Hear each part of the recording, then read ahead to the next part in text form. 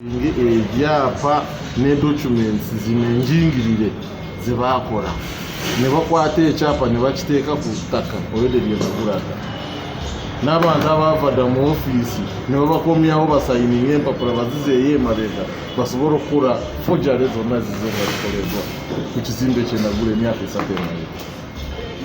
Engula yali etya? Engula process kashi nasasula ssente mu Bank of Uganda ku akaunti ya Ministry of Finance ne receipts nenzifuna ne bampa ne certificate of purchase gyenkuwadde Ministry of Finance n'agisayininga. Kati kiki ekiddako? Ani ali mu kizimbe kyakiremeddeko? Muyindi Baruwani. And who made the forgery? Several people abakola mu KCC Murands bona balimu abazenga bakola forgery documents zonna lawyers zirina ne certificate yange yino gye nagulirako eri signed by minister. Ne bali mu kunyagako ekizimbe kyange. Kati Ministry ya Land ekole etya?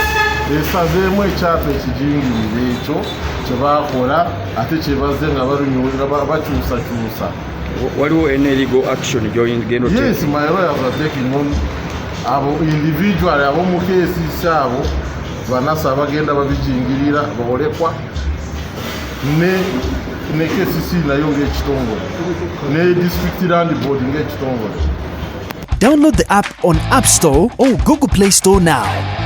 Vision Digital Experience, the future of media.